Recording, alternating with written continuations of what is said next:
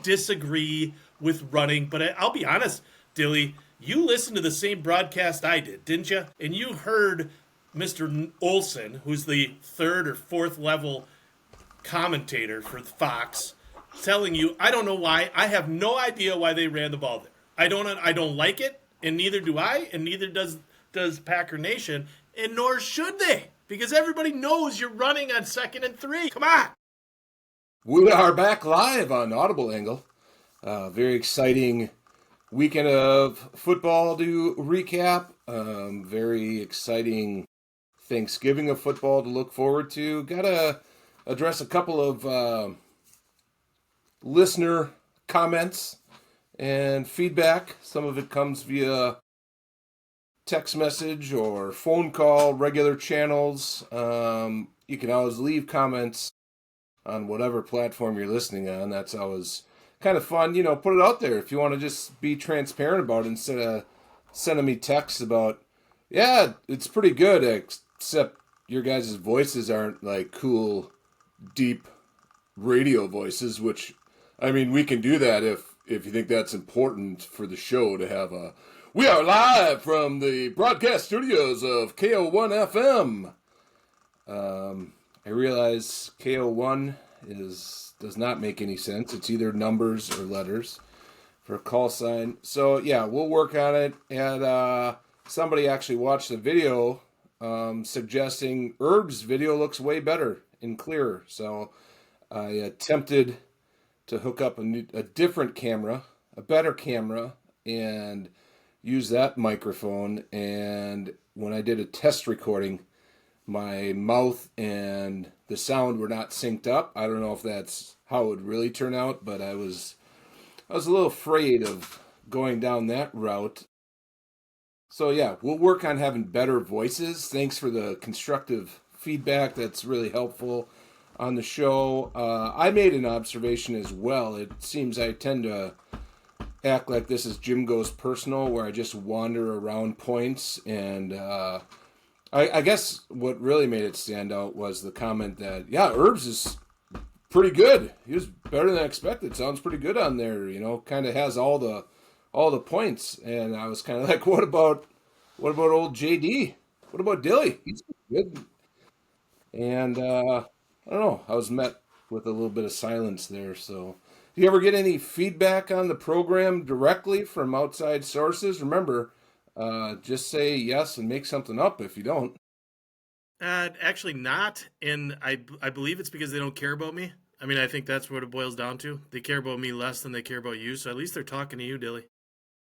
Well, for our listeners' sake, it's the content. Maybe not the character, it's the content, and we try to get you some real hard-hitting analysis. If we want to get into the breakdown of the game that happened and whose predictions were accurate, and kind of thinking back to our previous episode, are you not entertained? Were you not impressed by my prognostication? What was yours? 24-21. So what was your prediction? Well, okay, let's not get distracted by the point total prediction. My real breakdown was the keys to the game, which was make no big mistakes and we win no problem. Minnesota doesn't have much of a chance to win if we just avoid big mistakes. I almost said mixed stakes. That's like the McRib, except for rich people, I guess. Avoid big mistakes and uneventful victory, and I'm proven correct. I agree. I mean, you could have made that a lot shorter and just said, told you so. I mean, there's that. So, I mean, feel free to wallow in that. On the flip side, I think we both touched on it, that it's going to take some turnovers. I believe I had mentioned that dipshit JJ was going to turn the ball over 2 or 3 times, and he decided to turn it over a bazillion times. I think maybe 3 times. Did he throw 3 interceptions? Might have been a fumble. That muffed punt that hit their player, that was the swing point that doesn't really count. That's a turnover, but it doesn't really count against anyone other than the team. Yeah, I mean, it was 2 picks. Whether or not I didn't ever go back to see. There was some discussion on whether the McDuffie, if that was actually a fumble, if his arm was moving forward before the fumble started. So he caught it either way. So he either caught a fumble or 20 yards downfield, or caught a pick 20 yards downfield or 15 yards And downfield. that's still on JJ because he's got to get rid of the ball. I mean, it was probably over 2 seconds, right? He's got to get the ball. One of the issues that I found that I saw from JJ, not only his decision making, which is suspect, his accuracy suspect, his pocket awareness suspect, but he doesn't get rid of the ball. I mean, there were some specific plays there that were meant to just basically throw it down because we know they're coming in 2.3 seconds, and he didn't. He was looking for the big play, dummy. But it's in the Packers' favor, so I'll take it. I was going to save this a little bit for the Vikings wrap at the end of the breakdown of the game, but I'll skip right to it. I think, and this is pretty contrary to local radio and sports personalities, I think it'd be a huge mistake for the Vikes to. They can't pull the plug on him yet. They can't give up on it yet. That'd be just a huge mistake for the Vikings. It would compound the problem. I know there's a point at which you can't hang on any longer, and a lot of people are there basically saying, you can't, it's over. Just move on. But you already made the investment. I think they still got to try to make it work at the very least through the off season, to the off season, I should say. But I mean, you're not. It's not like they're going to cut him. So yeah, bring in a little more backup prowess, maybe a real starting competition. But you got to give him some. You got to stick with him a bit longer. Well, that basically is by necessity, right? They have a undrafted rookie as their backup right now with Wentz that went down. They have even less experience on the bench behind him. At least he has 7 started games in the NFL. I don't even know the guy's name, but I'm pretty sure he's a undrafted rookie free agent, isn't he? What do you mean you don't know his name? Who is it? The Golden Gophers' own Max Brosmer? You don't remember him tearing up the Big Ten? That's the only I don't actually, and that's the only reason he got drafted. Obviously, is because it's the hometown team, and I'm pretty sure I would remember a Minnesota Gopher backup or regular quarterback the same way you'd know who's quarterbacking the Wisconsin Badgers. Currently, yeah, no idea. No idea. He's also I thought their punter was. Isn't the punter the leading passer for the Badgers normally, typically? Come on. Current events, Dilly. Current events. You're talking the Washington game. Whole hum. We took Washington down. We being the Wisconsin Badgers, the team that's the hottest team in the nation currently. They've won 2 big games. Top 25 teams going down. We took care of business on Washington, and then we took Brett Bielema and told him, "Look out, feller. We're still alive." Technically, the Badgers are still alive for a bowl if they beat the Goofs this weekend, which is another point we should get to. I mean, only a few things have to fall into place for them. Number 1, they need to beat the Goofs in a rivalry game. Grab the axe, run around, chop down the goal posts and such. And the second piece, which is slightly more difficult than beating the Goofs themselves, is they have to have 18 teams in Division I lose. Then the NCAA may go down to a 5-win team to get into the bowl. But it's possible. First things first, got to beat the Goofs. Heard it here first. The Badger fan has high hopes. We should probably save the border battle for the axe, maybe for a bonus program on our daily show. That is available daily when we do one. If we do it daily, it's available daily. That's for sure. I'll just say, Gophers at this point are salvaging a somewhat decent season if they beat the Badgers. If they lose, it just put it in the bucket with a bunch of other disappointing seasons where you look like you're pretty dang good at times, and other times it's like, well, we're Purdue, we're Northwestern, we're the bottom feeders. win and you're solidly mid-table. Let's get back to the Vikings quick, because I did have one more thought on them, and it's, I'm not about giving the Vikings any no quarter to the Vikings fans, but people might also forget. I mean, the mess at quarterback, Quezzy, and the front office and the coach, they're going to get a lot of heat for that, but what was the plan with Christian Darashaw?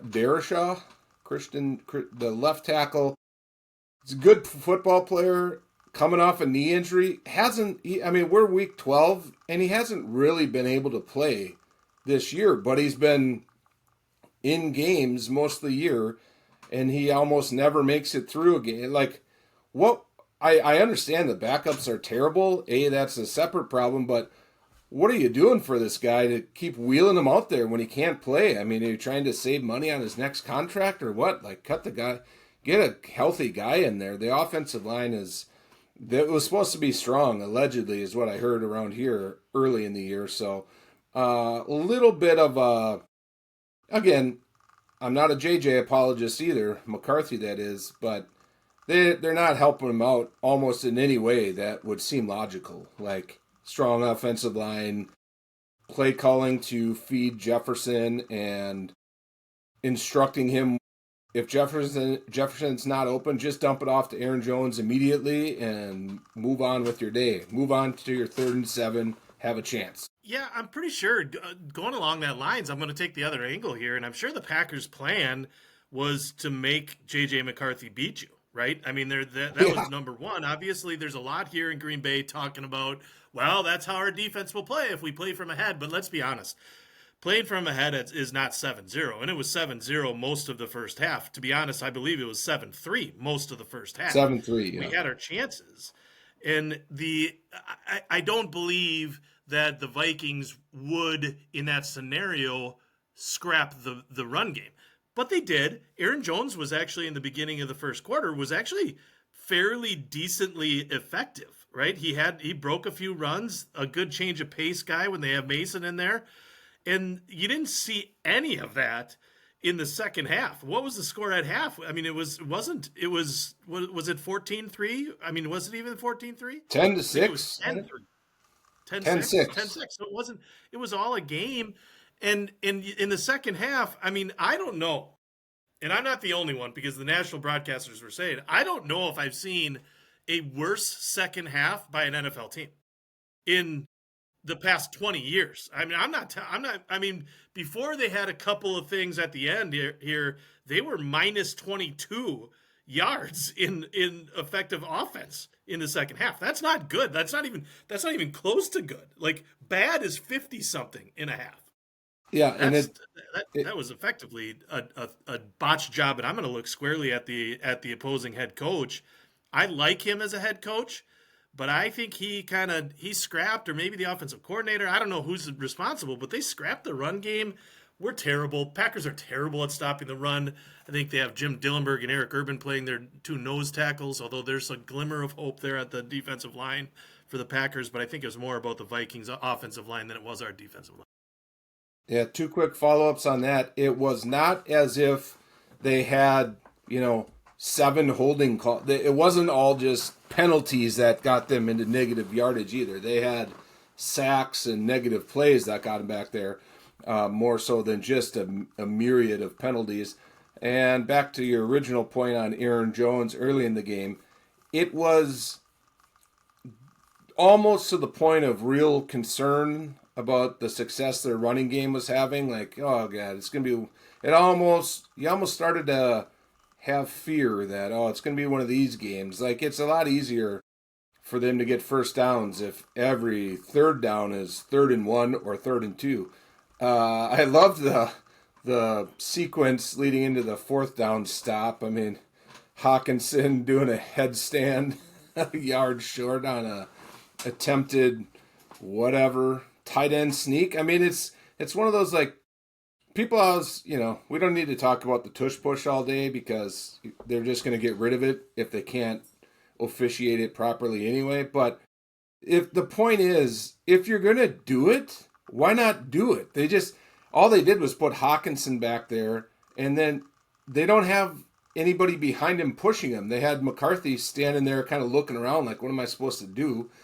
And the whole point of trying to replicate that is to have additional people pushing the ball carrier or pushing up against the guards in center and just moving that whole pile a yard. So if you, it's just a quarterback sneak that you turn into a tight end sneak. And maybe if you have, like we did with Kraft, have him in motion, catch him a little off guard. Okay, maybe you're trying something there. But if you're going to do it, if you're going to line up and signal to everybody you're doing it, just get the two backs back there or put in two more tight ends to stand behind them and just do it. Do the flying wedge or whatever the Mighty Ducks called it. I don't remember. I never actually watched that movie. I agree. I have watched the movie, similar but different, because it's one is on ice, just throwing it out there. The other one Okay, it is different. Okay. Yeah. Okay. But I will tell you, I agree. And really, the tush push works because it's that secondary push, right? Outside of the offensive line of the Philadelphia Eagles, moving a half a second before anybody else moves, so they can get underneath everybody and crawl in. Outside of that, it is essentially the second move. And I will tell you one thing that isn't, it's successful more than not because of Jalen Hurts and his stature.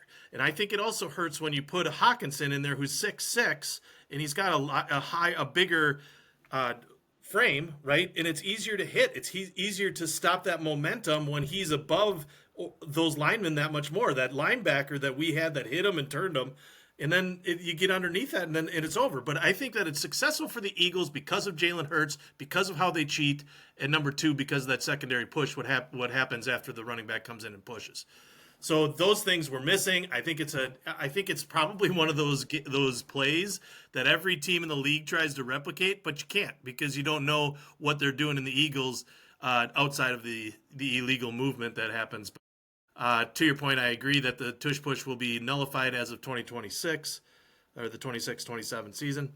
And the Packers probably will bring it up again. So they're the evil empire as always. And then it'll vote and pass by 2.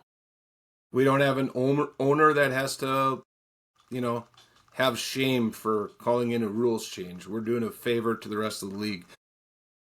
Little inspiration from my daughter here who is doing mock trial at school. So I'm going to cross-examine you here. You're a hostile witness. Is it true that you agree with me that Matt LaFleur called the perfect offensive ball game? Is it true that he did? Did he, in fact, call a perfect game? Well, I'll be honest, you probably lost your licensure there with that cross-examination because it's obvious you watch that game back and there were some missed calls. Again, now what the challenge that I have is because of the porous defense that Minnesota showed, we're going to see more of it on Thanksgiving Day. We're going to see the same off tackles on 3rd and 3.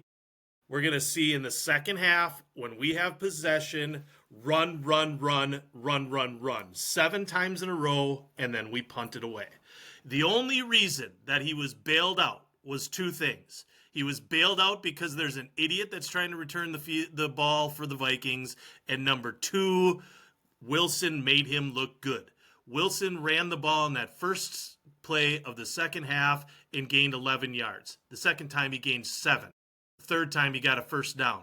The next one he gets 2 yards, and then we run it again, he gets 7. And then we don't get the third down, and then we punt it away, and then the idiot he just watches it over his shoulder, which is 10 yards over him, and our smart guy that's running down the field just pushes him into it. Our ball, rather be lucky than good, and the game's over at that point. So I don't think it was a good game plan. I think the game plan to run it is great, but when you run it successfully like we did in the first half, Jim Dillenberg, when we run it successfully like we did in the second half, that makes that play action that much more effective. Do it. Because you can't run it when you don't have good running. And when you have a good first half like we did, use play action, catch them off guard, get them into the box, and now you're playing 20 yards down the field. That's what you need to do. And I don't know why it's so difficult for mother flipping LF to understand it. I loved And it. he followed. It was perfect. It followed the key to victory. No major mistakes.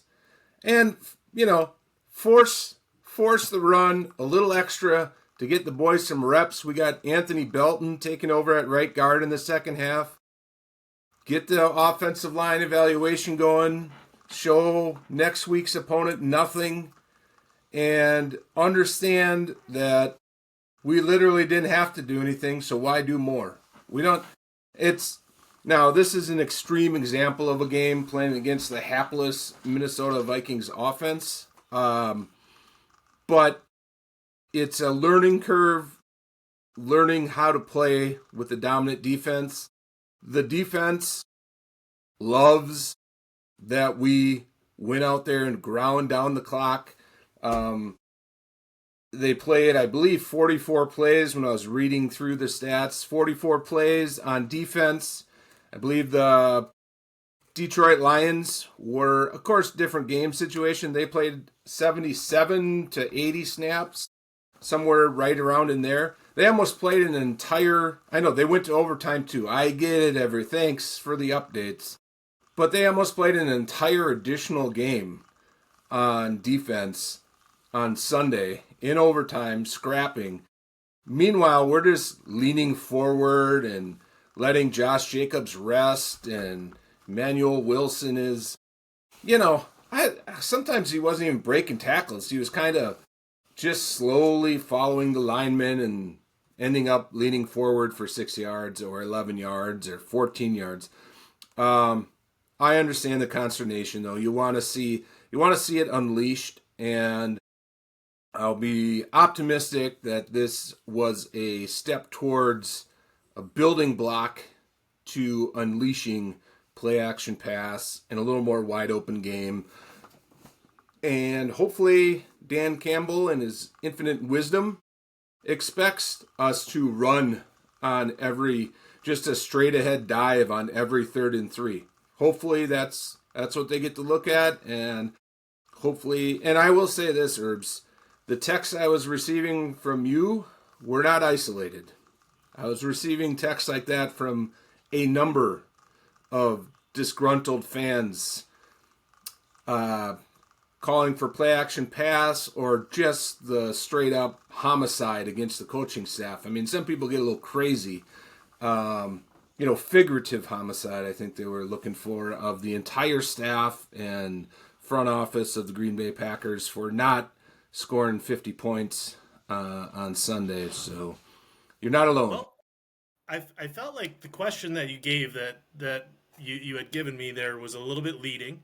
So I'll come back with a just because the information you knew from me, right? Like that you knew I was not a happy camper. So it was a leading question, right? Like I didn't know when we went and had beers that you were going to use that information from 10 p.m. till midnight against me on live show. But hey, I'll get on with it. I live and I learn, but I will rebuttal. And what I need to know from you is that second quarter through the second half going to be detrimental.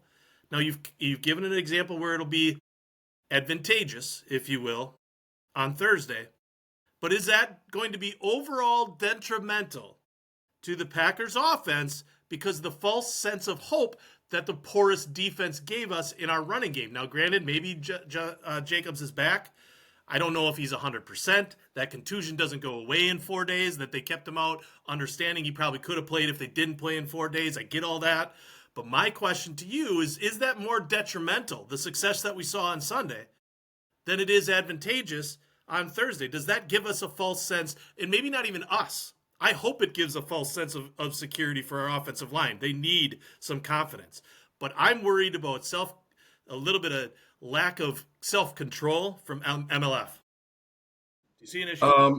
I'll give you a short answer, and the short answer is no, it will not be detrimental to the Green Bay Packers and the men on the roster and the coaching staff. This is, it's not thievery because I'm noting it, and I have before, and I will again in the future, I'm sure. Go listen to Mike Wall on the Pack-A-Day podcast. after, actually before, because they get out before us, because we don't want to get lost in the shuffle of the instant reaction or the live stream. We take time to process the information and, of course, listen to and read other articles and gather data. But Mike Wall basically scorched the offensive line again and said, we were successful running. A lot of the blocking and a lot of the offensive line play was still quite bad. And he had some examples of it. It just wasn't assignment sure. We did gain yards. Emmanuel Wilson was still getting hit early.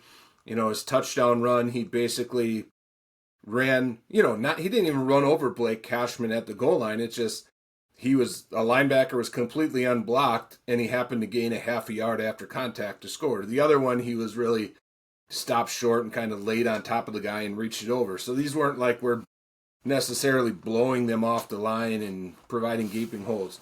I do have confidence, though, that the coaching staff watching the film and going over that is going to be at least be able to say, it was successful, but imagine if we had all been assignment sure and blocked the guys. It's better to build off, it's like it's not golf. Golf is a results-based game. You just, however it goes. I mean, football is too. All sports are, but you can worm burn one 130 yards down the middle and say, whew, hey, safe, still in the middle of the fairway. We are still in the middle of the fairway. There was an unplanned analogy. We just got to, we still got a nice chip and make a putt, and we will destroy the Detroit Lions. But here's the trouble. Here's the trouble I have. That was our Week 12 game, correct? Yeah. Honestly, since Week 4, at least Week 4, Matt LaFleur has been preaching that we need to get a running game. Preaching it. Week 12 was the first day that we got over 100 yards on the 2025 season. If we're putting that much of an emphasis on our run game and it takes you to Week 12, find a different way. I don't disagree with running, but I'll be honest, Dilly, you listened to the same broadcast I did, didn't you? And you heard Mr. Olson, who's the third or fourth level commentator for Fox, telling you, I don't know why. I have no idea why they ran the ball there. I don't like it, and neither do I, and neither does Packer Nation, and nor should they, because everybody knows you're running on 2nd and 3. Come on. Hey, last week it didn't matter. We'll see what happens this week. I mean, That's what I'm worried about. That's my point. I'm worried about it. We can't get.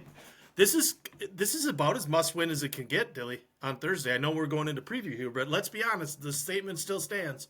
It's almost as much must-win. It doesn't finish our season because we beat the Vikings. It makes more priority on winning twice against the Bears.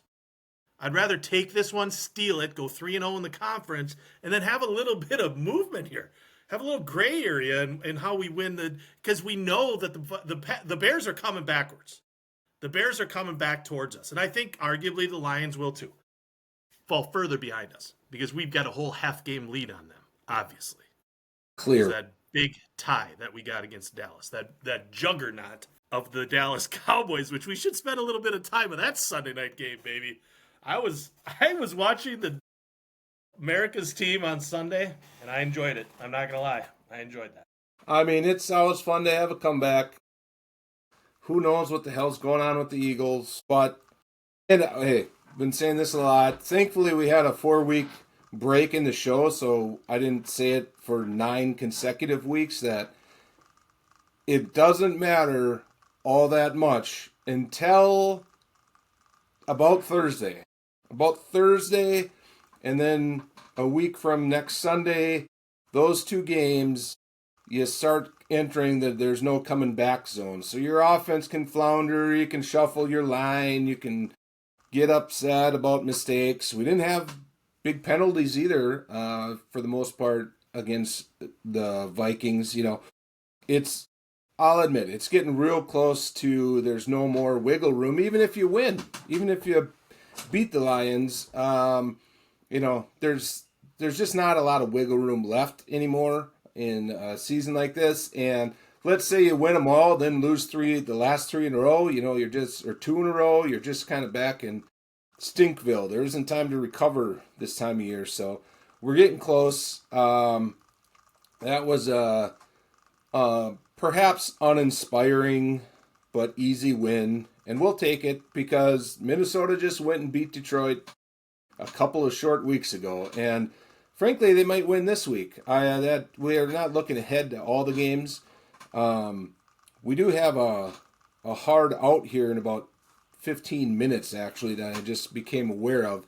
So let's move on to the Detroit Lions. Did you watch much of that game on the old side-by-side viewing screen? I did. I was impressed with the Giants and a little disappointed in the Lions. Happily disappointed in the Lions. I thought there was a good game plan on the Giants side from what I saw. Now I understand I was watching a lot of that through Red Zone. Was not watching it live, but I was watching it live, but only the big plays, so I didn't see a ton of of the intricacies on the poor plays. But I thought, the Giants have to win and win one way, and that's to throw a little wrinkle or six in there, right? Do a couple of double reverses, flea flickers, throw it back to the wide receiver that's been forgot about. But they showed the weaknesses of the Lions, and that's always been their secondary. They've got a good defensive line. Their weakness is the secondary, and I hope that the Packers take advantage of that because their secondary is weak. They don't guard.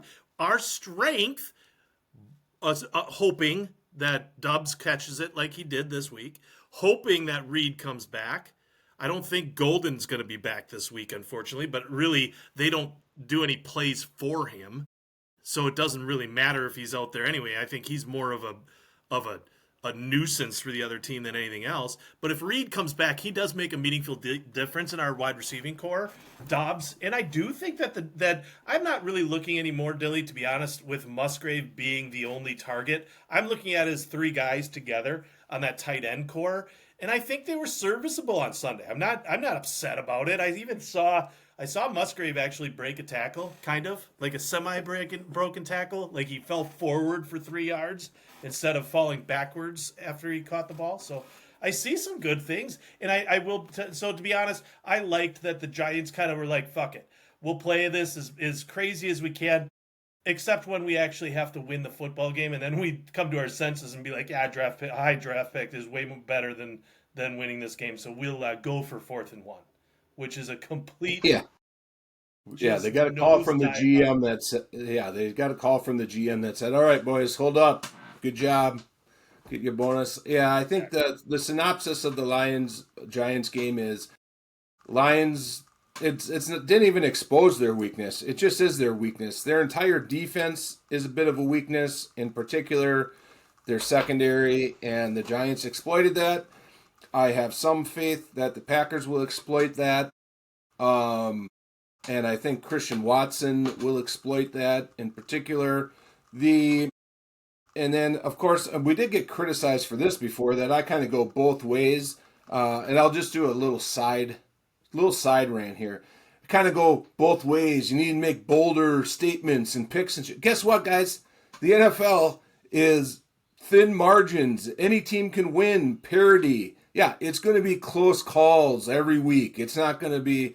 if you're tuning in every week for the blowout of the week prediction, get ready to wait until, maybe coming up here when I predict a blowout. But the concerning thing, after saying their defense sucks, and I've said I'm not the biggest Dan Campbell fan in the universe by any means. I just am not sure he has what it takes to get them over the top in consecutive big games that you need in the playoffs. But what they do, which is concerning, and I criticize other teams for it, is when they're down, when shit isn't working, they go Jameson Williams, David Montgomery, backup tight end, something Reynolds, forgot his first name. It's Amon-Ra St. Brown. It's Jahmyr Gibbs. They're two of the best players on the field at any time. we're going with them, and they're going to either win it or lose it, and they won it for them, and that is a concern. I mean, when you're in the pregame mode, you're like, well, we'll take away Gibbs, and we did that week one. We shut him down in the run game and get the pass rush and make them beat you. So it makes it seem easy at the beginning. You take away their two best players, but man, coaches and teams that rely on those guys repeatedly and they repeatedly come through, it doesn't matter how well you play, you could be vulnerable at any time to those two guys. To get Amon St. Brown going, you don't even really, I was going to say you need to protect Goff. You don't really need that much because he can be a slot, a short area guy, a motion across. He can do all the short stuff. He can basically do everything.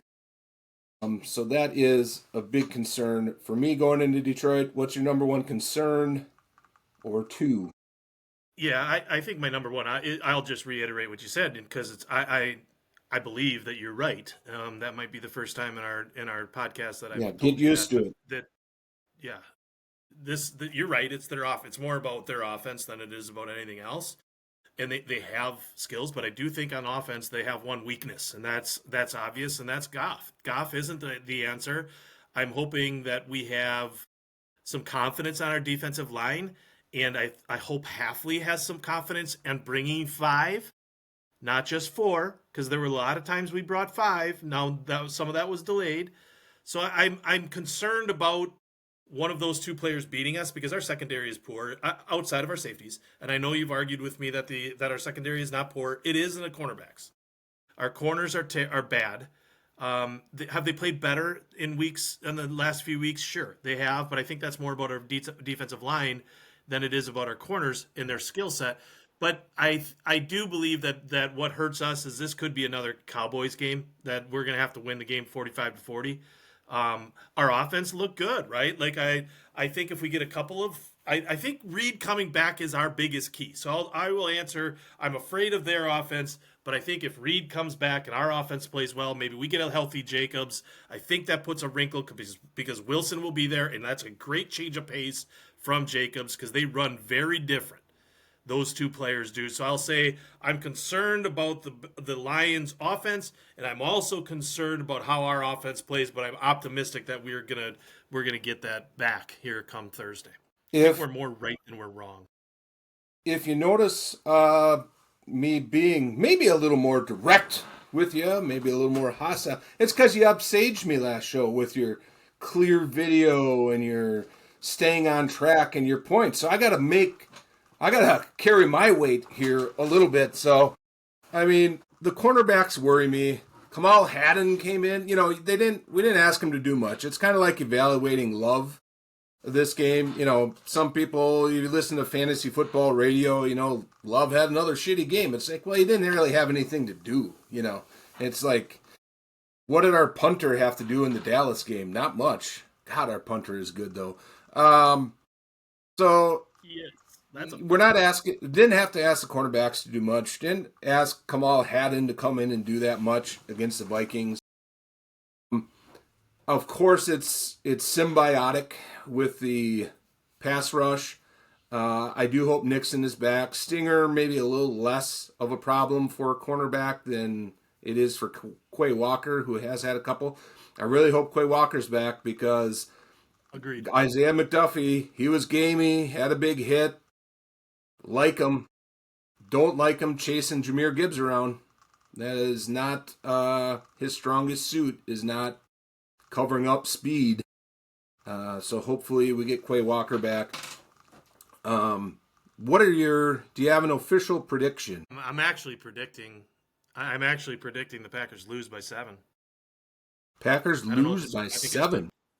Yeah, I don't like the Packers. I think there's a lot to play for emotionally for the Lions. They haven't forgotten about week 1. I just think that the Packers, they're not right health-wise yet, to be honest. They're not where they want to be. If we lose this game, it's not the end of the world. I mean, we've got 3 more games in the NFC North that are left, and I think all 3 are winnable. I don't think it's you go 2-1 here. Okay. 3-0 is much better, but I don't think the Packers have enough defensively to stop their offense. If they're right, we're not. And they weren't right in week 1. We have to be honest with ourselves. We weren't. Now, would it surprise me that the Packers come out and play a perfect game and win by 14? Absolutely not. Absolutely would not surprise me at all. But we're too much Dr. Jekyll and Mr. Hyde. I think we lose by 7-10, but I think we score 3 touchdowns, but that's not enough. We lose 31-21. My official prediction is this. The Packers win. They start fast. They take advantage. The Lions are going to try that night game. I don't remember what night it was when all their guys were hurt and they beat us last year and they had 1,000 blitzes, blitz the house. We're going to take advantage. They're going to either try, whether they try that or not, we're going to torch them through the air. Jordan Love, 275 yards plus passing. Christian Watson, 2 touchdowns. Packers 34. Lions. I'm making myself laugh here a little bit. Packers 34. I'm saying 34-17. I don't know if I'm going to get on a legal betting app and tease it up to Packers win by 13.5 or more for increased odds or anything. But I think they stink and they're due. They've been due. It's happening because the biggest thing I believe in is our defense. I believe in the defense, and I don't believe, unless they're playing the Giants, I don't think Detroit's a good come from behind team. I think they like being bullies, well documented. There's some teams that like to bully you around. I wouldn't be surprised if they choose to kick off and we go up 7-0 on the first drive and just go from there. Maybe I'm a little excited or overconfident in touchdowns. If you told me it was 27, you might as well bet on the Packers to score 27 points and win because that's the formula. Some of those TDs could end up being touchdowns, field goals. But I feel pretty good about this one. And a lot of it has to do with the way the games went. I think it's an understated thing in the NFL. Coming off overtime victory, short week, it nullifies their slight rest advantage. There's no real travel time. And I think I feel good. I hope you're right. And obviously, we all know this is well documented too that Matt LaFleur is one of our loyal listeners, and I hope this gets to Matt, and I hope he's watching. Matt, thank you for listening again. I do hope that you turn back the clock a little bit and take a look at the Vikings versus Lions game where the Vikings came out and just dismantled the Lions. That's the key to the game. It's pressure. It's pressure in the face of Goff, not to give him time. But the key there is you have to be playing from ahead. In your scenario, we're playing from ahead, which gives you a lot of latitude on the defensive side. You can bring pressure. You can make it. You can bring the game to them. But we cannot. And we're going to have to defend all 4 downs. This isn't a 3-down game. This is all 4 because the Lions are in desperation mode just as much as we are. This is a big game. Congratulations to whatever network has this game because they're going to get a lot of viewers. Not only because it's the 11 o'clock game on a Thanksgiving Sunday or Thursday, but here's the deal. They needed just as much as I. We're a great fan base. I think the Lions are the worst fan base in the North. By far, you guys, the Detroit Lions have sucked for the better part of 50 years. Absolutely sucked. They've been good for exactly 1.5 years, maybe 2.5. And they're acting like their shit doesn't stink. Come on, win something more. Now the Bears are kind of our second worst fan base. I'm getting on a tangent here because the Bears think that they're going to the Super Bowl. Let's play a team. Let's see how you do against a desperate Eagles team. Not even desperate, just a pissed off Eagles team this Sunday, which I guarantee you that game ain't close, Chicago fans. I guarantee that. Irby, Sorry. I got to go to an abrupt close because I suddenly have to depart for a pickup. However, I'll leave us with two things.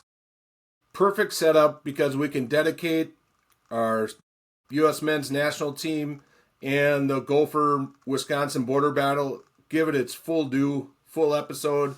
Could be even in the next 24 hours. I'll text you with availability. And then lastly, shout out to Steve-O's Bar.